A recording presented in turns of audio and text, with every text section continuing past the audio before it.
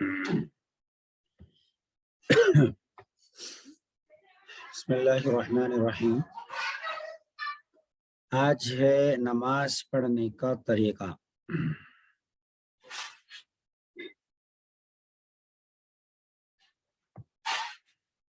آواز آ رہی نا میری؟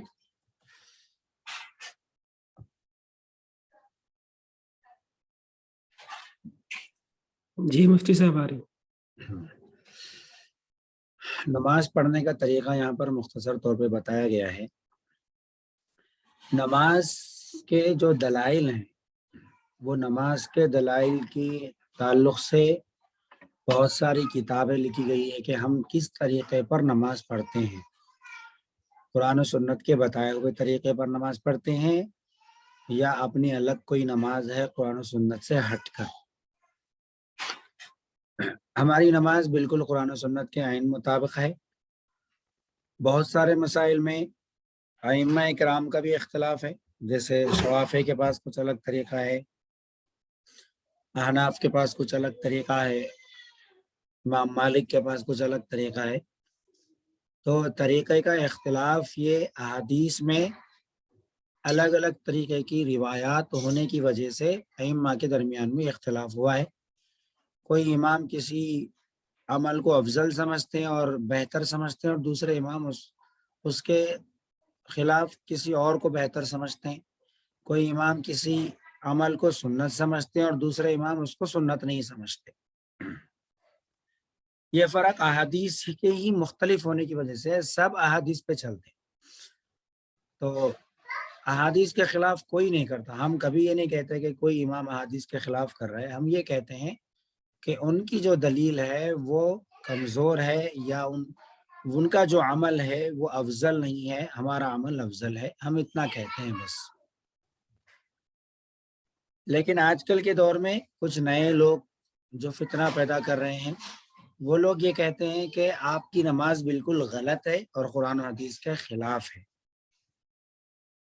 ان سے جب پوچھا جاتا ہے کہ کیا بھائی بغیر رفع دین کے نماز ہوتی یا نہیں ہوتی، تو عجیب و غریب طریقے کا جواب دیتے ہیں۔ بعض تو کھلا بولتے ہیں کہ نماز نہیں ہوتی، اور بعض جو ہے گھوم پھرا کے جواب دیتے ہیں کہ بھائی جب آپ حدیث کی مخالفت کر رہے ہیں تو آپ مسلمان ہیں یا نہیں ہیں، پہلے یہ طے کرو۔ اس طریقے کی باتیں، اور دماغ ان کا سیٹ کیا ہوا ہے لوگوں نے، اور اس طریقے سے بدگمان کیا ہوا ہے لوگوں نے۔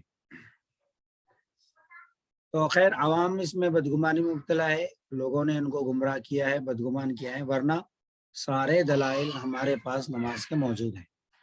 نماز کے دلائل کے تعلق سے میں نے گروپ میں کتاب بھیجی، وہ PDF آپ ڈاؤن لوڈ کیجئے، اور اس کو جب بھی کوئی دلیل کی ضرورت آپ کو پڑے تو اس دلیل کو آپ وہاں سے دے سکتے ہیں۔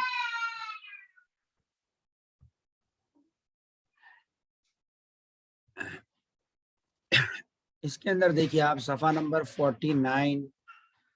49 وغیرہ سے بہت سارے دلائل دیے گئے ہیں۔ شروع سے ہی دلائل ہیں، رکعتیں کتنی ہیں۔ اب یہاں پر صفحہ نمبر 43 سے دیکھیے، نیت کرنا، نیت کے دلائل کیا ہیں، قبلے کی طرف ہونا اس کی دلیل کیا ہے، پھر اور بھی جو دلائل ہیں، رفع یدین کرنا ہے یا نہیں کرنا ہے، سب دلائل وہاں پر ایک ایک مسئلہ بیان ہوا اور اس کے تعلق سے احادیث بھی بیان ہوا۔ اب یہ کتاب چونکہ ابتدائی کتاب ہے، یہ کتاب چونکہ ایک ابتدائی کتاب ہے، اس وجہ سے یہاں پر دلائل نقل نہیں کیے گئے ہیں۔ یہاں پر صرف ابتدائی باتیں بیان کی گئی ہیں کہ کس طریقے سے ایک پریکٹیکل طریقہ بتایا گیا ہے۔ جس کو دلائل کی ضرورت ہو وہ ان بڑی کتابوں کا مطالعہ کر سکتے ہیں۔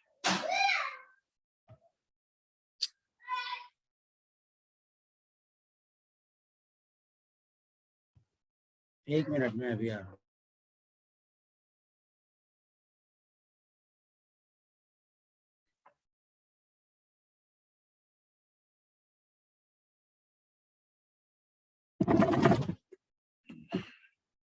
تو میں یہ کہہ رہا تھا کہ نماز کے دلائل وغیرہ تو ہم کو بڑی کتابوں میں مل جائیں گے، بہت ساری کتابیں اس سلسلے میں لکھی گئی ہیں، بہت سارے علماء نے لکھی ہیں، اور نماز کے دلائل کے تعلق سے ہر مسئلے پر ایک ایک گھنٹے کا بیان موجود ہے یوٹیوب پر۔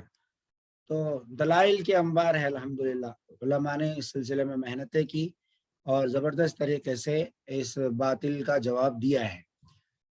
اب یہاں پر ایک پریکٹیکل طریقہ ہے، اس کو آسانی سے سمجھ لیں اور نماز پڑھ کر مجھے بتائیں، کل انشاءاللہ ویڈیو میں آپ لوگ نماز پڑھ کر بتائیں گے کس طریقے سے نماز پڑھنا ہے۔ نماز پڑھنے کا طریقہ یہ ہے کہ وضو کر کے پاک کپڑے پہن کر پاک جگہ پر قبلے کی طرف منہ کر کے کھڑے ہوں، نماز کی نیت کر کے دونوں ہاتھ کانوں تک اٹھاؤ، کپڑے پاک ہونا ہے، نجاست سے پاک ہونا ہے۔ کون سی نجاست سے پاک ہونا ہے یہ آگے آ رہا ہے، نجاست غلیظہ، نجاست خفیفہ، کون سی نجاست سے پاک ہونا ہے یہ آگے آئے گا انشاءاللہ، وہاں پر ہم پڑھیں گے۔ پاک جگہ پر، جگہ بھی پاک ہو، یعنی جہاں پر ہم سجدہ کر رہے ہیں وہاں پر پاک ہو، قبلے کی طرف منہ کر کے کھڑا ہونا یہ شرط ہے۔ نماز کی نیت کرنا، نیت دل سے کرنا ہے، زبان سے ادا کرنا ضروری نہیں ہے۔ کیا نیت کرنا ہے یہ آپ حضرات کو معلوم ہی ہے، اور کہ 2 رکعت فجر کی پڑھ رہا ہوں، بس نیت دل کے ارادے کا نام ہے۔ دونوں ہاتھ کانوں تک اٹھانا ہے اور اللہ اکبر کہہ کر ہاتھوں کو ناف کے نیچے باندھنا ہے۔ اللہ اکبر کہتے ہوئے ہاتھوں کو ناف کے نیچے باندھنا ہے۔ بہت سارے لوگ، یہاں پر مسئلہ یاد آ گیا تو بتا دوں کہ کچھ لوگ جو ہے امام صاحب رکوع میں ہیں اور یہ آ جاتے ہیں، اب امام صاحب رکوع میں ہیں اور یہ آ گئے، اللہ اکبر کہہ کے رکوع میں چلے جاتے ہیں، ٹھہرتے نہیں ہیں، ہاتھ بھی نہیں باندھتے، ویسے ہی چلے جاتے۔ ہونا یہ چاہیے کہ اللہ اکبر کہہ کے چند سیکنڈ کے لیے ہاتھ باندھیں اور پھر اس کے بعد میں رکوع میں جائیں۔ اگر کوئی اللہ اکبر، ایک ہی اللہ اکبر سے رکوع میں چلے جاتا ہے تو اس کی نماز نہیں ہوتی۔ ہاتھوں کو ناف کے نیچے باندھنا ہے۔ باندھنے کا طریقہ جو ہے یہ ہے،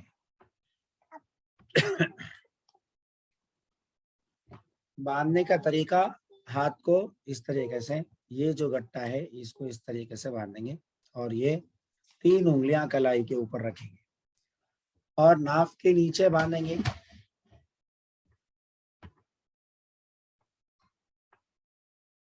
اس طریقے سے باندھیں گے۔ میں آپ کو ناف کے نیچے باندھنے کا طریقہ بتا دیتا ہوں، کمان کی طرح شکل میں بنائیں گے،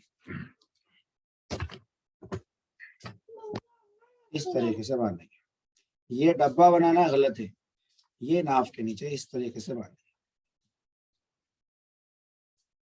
یہ کمان کی پوری شکل بنتی ہے اس سے، اس طریقے سے باندھیں گے، ٹھیک ہے۔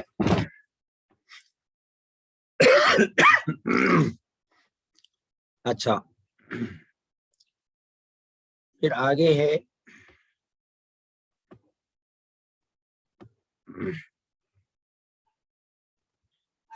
دانا ہاتھ اوپر اور بایاں ہاتھ اس کے نیچے رہیں، نماز میں ادھر ادھر نہ دیکھو، ادب سے کھڑے ہو، اللہ تعالیٰ کی طرف دھیان رکھو، ہاتھ باندھ کر ثنا سبحانک اللہ، یہ ثنا سبحانک اللہ میں ملا کے لکھ دیا گیا بہت ساری کتابوں میں، لہٰذا لوگ بھی ثنا سبحانک اللہم پڑھتے ہیں، ایسا نہیں پڑھنا ہے بلکہ سبحانک اللہم پڑھنا ہے۔ سبحانک اللہم و بحمدک و تبارک اسمک و تعالی جدک و لا الہ غیرک۔ پھر تعوذ یعنی اعوذ باللہ من الشیطان الرجیم اور تسمیہ یعنی بسم اللہ الرحمن الرحیم پڑھنا ہے، دونوں پڑھنا ہے۔ امام ہو تو بھی دونوں پڑھنا ہے، منفرد ہو تو بھی دونوں پڑھنا ہے۔ امام کو آہستہ پڑھنا ہے، منفرد کو بھی آہستہ پڑھنا ہے۔ پڑھ کر الحمد شریف پڑھو، الحمد شریف ختم کر کے آہستہ سے آمین کہو۔ آمین آہستہ کہنا ہے، چلانا نہیں ہے، زور سے نہیں بولنا ہے، آمین آہستہ ہی کہنا ہے۔ اب اس کے دلائل کیا ہیں آپ کو اس کتاب میں مل جائیں گے، نبی علیہ الصلوۃ والسلام نے آمین آہستہ کہا یا زور سے کہا، تو اس کے دلائل آپ کو کتاب میں مل جائیں گے۔ آہستہ کہنا سنت ہے، ہمارے پاس میں لوگ کہہ ہی نہیں رہے۔ ہمارا جو طبقہ ہے احناف کا، اور ہمارے جو ساتھی ہے وہ لوگ آمین کی سنت کو ہی چھوڑے ہوئے، آمین کہنا سنت ہے، اعوذ باللہ بسم اللہ بھی چھوڑے ہوئے ہیں اور آمین بھی چھوڑے ہوئے ہیں، آمین کہتے ہی نہیں ہیں، امام صاحب والضالین کہے خاموش بیٹھے ہوئے ہیں۔ حالانکہ آمین کہنا چاہیے، کس طریقے سے کہیں، یعنی سانس میں آمین کہیں، سانس کی آواز میں، اس طریقے سے یہ اتنا زور سے ہے، بس سانس میں کہنا چاہیے۔ پھر سورہ اخلاص یا اور کوئی سورت جو یاد ہو وہ پڑھے۔ سورتوں میں ترتیب رکھنا، یعنی پہلے سورہ اخلاص، اس کے بعد سورہ فلق، یہ ترتیب رکھنا بہتر ہے، ضروری نہیں ہے، آگے پیچھے بھی ہو گیا تو بھی نماز ہو جاتی۔ پھر اللہ اکبر کہہ کر رکوع کے لیے جھکو، اللہ اکبر کہہ کر رکوع کے لیے جھکو۔ رکوع کرنے کا طریقہ دیکھیے، یہ ہے کہ سر، اور یہ مرد حضرات کے لیے، خواتین کی نماز الگ ہے، اس کے الگ دلائل ہیں۔ تو مرد حضرات کے لیے رکوع کرنے کا طریقہ یہ ہے کہ سر اور پیٹھ برابر ہو اور گھٹنے سیدھے ہوں، گھٹنے سیدھے ہوں، وزن سارا پنجوں پہ آ رہا ہو، وزن سارا پنجوں پہ،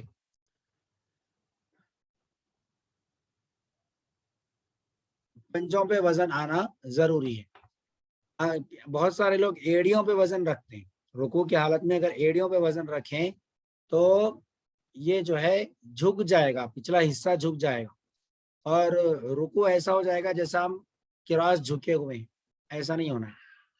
پہلے جو یوں ہم ٹھہرے ہوئے تھے، اب بس یہ ٹھہرے ہوئے تھے، اب ایسے ہو رہے بس، تو ہم کو بالکل ایسے ہونا ہے، ایسے نہیں ہونا ہے اور ایسے بھی نہیں ہونا ہے، بس اس طریقے سے جھکنا ہے ہم کو۔ رکوع میں دونوں ہاتھ گھٹنوں سے، رکوع میں دونوں ہاتھوں سے گھٹنوں کو پکڑ لو، یہ اس طریقے سے پکڑنا ہے، یہ گھٹنا ہے اور اس کو اس طریقے سے پکڑنا ہے، پکڑنا ہے اس طریقے سے، خالی رکھ دینا نہیں ہے۔ خواتین کے لیے خالی رکھ دینے کا حکم کہ وہ بس جتنا اپنے ہاتھ پہنچ رہے گھٹنے تک اتنا ہی جھکنا ہے، ان کو پورا نہیں جھکنا ہے۔ نبی علیہ الصلوۃ والسلام نے ان کا طریقہ نماز جو بیان کیا وہ اس طریقے سے کہ اس میں شرم و حیا زیادہ سے زیادہ ہو، شرم و حیا کا پہلو زیادہ ہو، چنانچہ اس کے دلائل ہیں۔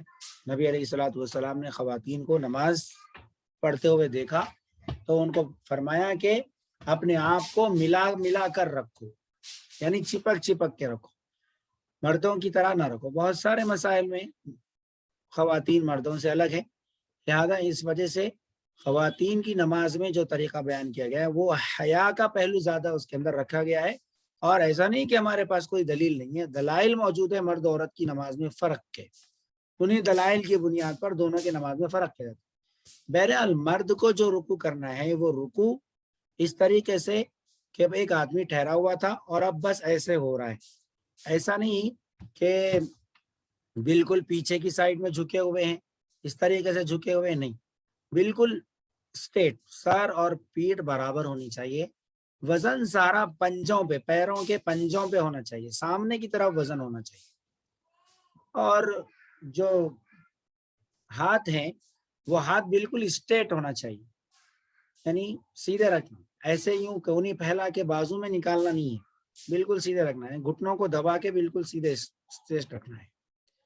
یہ حکم غیر معذورین کے لیے، یعنی جو بیمار نہیں ہے، جن کو گھٹنوں میں تکلیف نہیں، ان کے لیے، جو معذور ہے ان کے لیے شریعت میں پھر اجازت ہے۔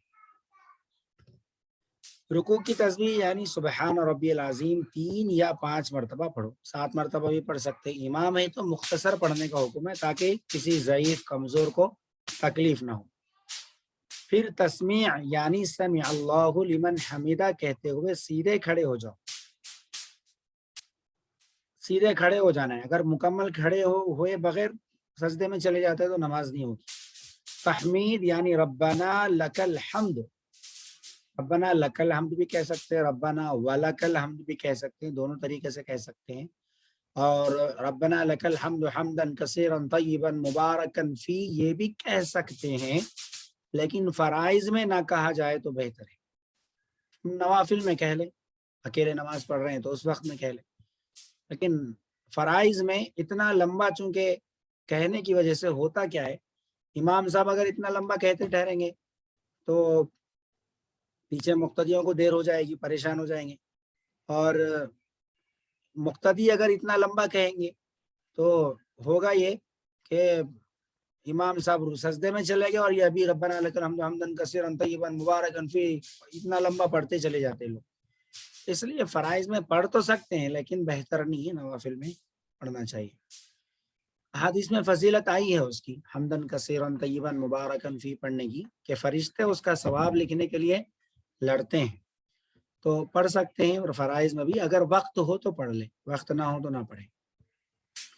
پھر تکبیر کہتے ہوئے سجدے میں اس طرح جاؤ کہ پہلے دونوں گھٹنے زمین پر رکھو. پہلے دونوں گھٹنے زمین پر رکھنا ہے.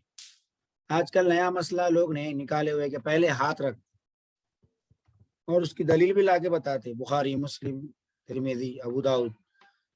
لوگوں کو الف کا بھالا پڑھنا نہیں آ رہا، عربی پڑھنے نہیں آ رہا، کچھ بھی نہیں پڑھنے آ رہا، اور احادیث پر ڈسکشن کرتے ہیں، بحث و مباحثہ کرتے ہیں.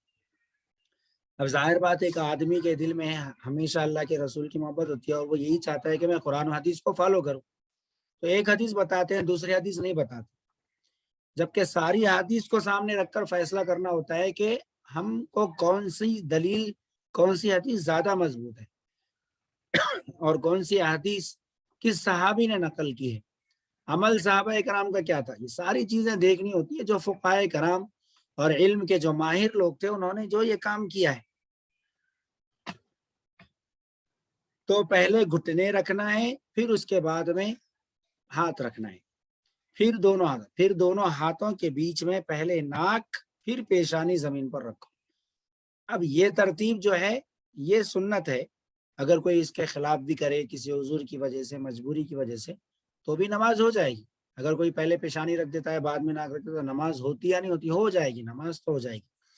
لیکن سنت طریقہ یہ ہے کہ پہلے پیشانی، پہلے ناک پھر پیشانی رکھنا، پہلے ہاتھ نہیں رکھنا ہے، پہلے گھٹنے رکھنا ہے، پھر اس کے بعد ہاتھ، پھر ناک، پھر پیشانی. سجدے کی تسبیح یعنی سبحان ربی الاعلیٰ 3 یا 5 مرتبہ کہو. عدد میں کہنا ہے، 3، 7، 11 کتنے مرتبہ بھی کہہ سکتے ہیں. پھر تکبیر کہتے ہوئے اٹھو، سب اللہ اکبر کہتے ہوئے اٹھنا ہے. امام صاحب کے پیچھے ہیں تو امام صاحب کے پیچھے ہم کو بھی اللہ اکبر کہتے ہوئے اٹھنا ہے. آہستہ بولنا ہے، زور سے نہیں بولنا ہے. اور سیدھے بیٹھ جاؤ. پھر تکبیر کہہ کر دوسرا سجدہ اسی طرح کرو. اب یہ جو تکبیرات انتقالیہ ہے، تکبیرات انتقالیہ کا مطلب جو تکبیرات ہم اٹھتے بیٹھتے وقت میں جو بولتے ہیں، شروع کی جو تکبیر تحریمہ ہے وہ بولنا تو ضروری ہے. اگر کوئی شروع کی تکبیر تحریمہ اللہ اکبر نہیں بولتا، خالی آ کے ہاتھ باندھ لیتا ہے، تو نماز نہیں ہوگی. تکبیر تحریمہ کہنا تو فرض ہے، لیکن اس کے علاوہ جو تکبیرات انتقالیہ ہے وہ اگر کوئی نہیں بولتا امام کے پیچھے تو بھی نماز ہو جائے گی.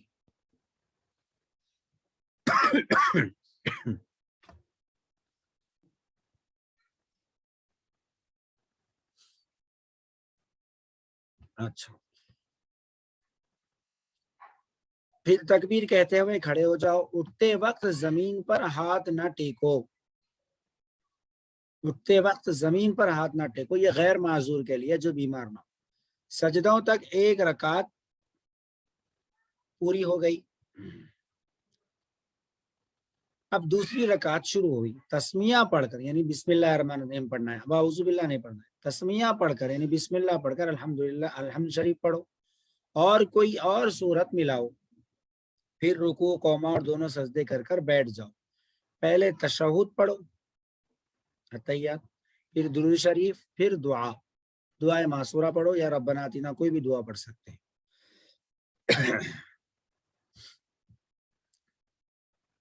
پھر سلام پھیرو، پہلے داہنی طرف پھر بائیں طرف. سجدہ کرنے کا بھی طریقہ جو ہے پریکٹیکل دیکھنے کی ضرورت ہے. اب کوئی ایسے ذرائع نہیں ہے کہ میں آپ کو کر کے دکھاؤں. انشاءاللہ اس کی کوئی ترتیب بنائیں گے یا کوئی ویڈیو ملا تو میں بھیجتا ہوں آپ لوگوں کو، تو سجدہ کرنے کا طریقہ بھی جو ہے گھٹنے بالکل سیدھے کھڑا کرنا چاہیے، وزن پورا پیشانی اور ناک پہ آنا چاہیے، یعنی زمین کے اور پیٹ کے درمیان میں کچھ اتنی جگہ ہونی چاہیے کہ جس میں سے چھوٹا سا کوئی بکری کا بچہ یا بلی وغیرہ گزرے تو گزر سکے، یعنی چپکا چپکا کر نہیں کرنا ہے۔ خواتین کے لیے چپکا چپکا کے کرنا ہے، لیکن مردوں کے لیے بالکل اٹھ کے کرنا ہے، اور پیروں کی جو انگلیاں ہیں وہ موڑ کے قبلے کی طرف کرنا ہے۔ تشہد میں جو اتحیات میں بیٹھیں گے، بیٹھتے وقت میں بھی سیدھے پیر کو کھڑا کرنا ہے اور اس کی انگلیاں موڑ کے قبلے کی طرف کرنا ہے، اور جس پیر پر بیٹھ رہے لیفٹ پیر پر بیٹھ رہے ہیں اس کو بھی اس کی بھی انگلیاں موڑ کے قبلے کی طرف اگر کر سکتے ہو تو کرنا ہے۔ تو اس طریقے سے جو ہے تکبیرات انتقالیہ، یعنی تکبیرات انتقالیہ اگر ہم کہنا بھول جائیں تو نماز تو ہو جائے گی، لیکن تکبیر تحریمہ کہنا فرض ہے۔ اس کے علاوہ سجدہ وغیرہ جو کرنے کا طریقہ ہے اس کو پریکٹیکل مشق کرنے کی ضرورت ہے۔ سجدہ کر کے اگر آپ فوٹو لے کے بھیج سکتے ہو تو بھیجیں تاکہ میں چیک کروں، اور اسی طرح اتحیات میں بیٹھنے کا جو طریقہ ہے وہ بھی اگر آپ فوٹو لے کے بھیجیں اپنی، اس کو بھی انشاءاللہ میں دیکھ لیتا ہوں۔ پہلے تشہد پڑھو، پھر درود شریف پڑھو، پھر سلام پھیرو، پہلے دائیں طرف پھر بائیں طرف۔ سلام کرنے کا طریقہ میں نے پہلے بھی بتایا، السلام علیکم کہنا ہے، السلام۔ اب ایک طریقہ یہ بتایا جاتا ہے یہاں سے سلام شروع کرے اور پھر یہاں ختم کرے، کوئی ضروری نہیں ہے۔ السلام علیکم ورحمۃ اللہ، اس طریقے سے۔ سلام پھیرتے وقت داہنی اور بائیں طرف منہ موڑ لو، یہ 2 رکعت نماز پوری ہو گئی۔ سلام پھیرنے کے بعد اللہم انت السلام ومنک السلام تبارکت یا ذی الجلال والاکرام پڑھو۔ اچھا، سلام پھیرتے وقت میں بس اتنا ہی مڑنا ہے؟ بہت سارے لوگ یوں عجیب عجیب طریقے سے مڑ رہے، وہ آپ لوگوں کو معلوم ہی ہے کہ نہیں مڑنا ہے اس طریقے سے۔ اور ہاتھ اٹھا کر دعا مانگو، ہاتھ بہت زیادہ نہ اٹھاؤ، یعنی کندھوں سے اونچے نہ کرو۔ ہاتھ دعا جو مانگنے کا طریقہ یہ سینے کے مقابل ہاتھ ہونا چاہیے، ہاتھ بالکل اتنا اونچا کر دیے۔ ہاں، اگر غلبہ حال میں جیسے کوئی بہت ساری مرتبہ ہم دیکھتے ہیں کہ کوئی بالکل آپے سے باہر ہو گیا اور ایک دم اللہ کی محبت غالب آ گئی، یا اپنے گناہ ایک دم یاد آ گئے اس کو، اور اس نے اللہ کے سامنے عاجزی کرتے ہوئے اپنا آپ کھو دیا، اور وہ اللہ کے سامنے بس اس کو خود ہی نہیں پتا چل رہا کہ میں کیا کر رہا ہوں، ایسا کر رہا ہے تو پھر وہ الگ۔ لیکن باضابطہ کمرشل طریقے پہ آج کل کیا جا رہا ہے، یعنی آرڈر پہ کیا جا رہا ہے، اتنے لمبے لمبے ہاتھ کر کے دعا مانگ رہے، تو یہ کوئی سنت طریقہ نہیں ہے۔ تو بہت زیادہ ہاتھ نہیں اٹھانا چاہیے، سینے کے مقابل ہاتھ ہونا چاہیے، یعنی سینے کے مقابل مطلب سینے کے برابر۔ کندھوں سے اونچے نہ کرو، دعا سے فارغ ہو کر دونوں ہاتھ منہ پر پھیر لو۔ منہ پر پھیرنا یہ بھی طریقہ ثابت ہے۔ اب اس کے بعد سجدے میں کس طریقے سے بیٹھنا چاہیے، یہ سب آگے تفصیلات ہیں، انشاءاللہ وہ آتے رہیں گے۔ آج کے لیے اتنا کافی ہے۔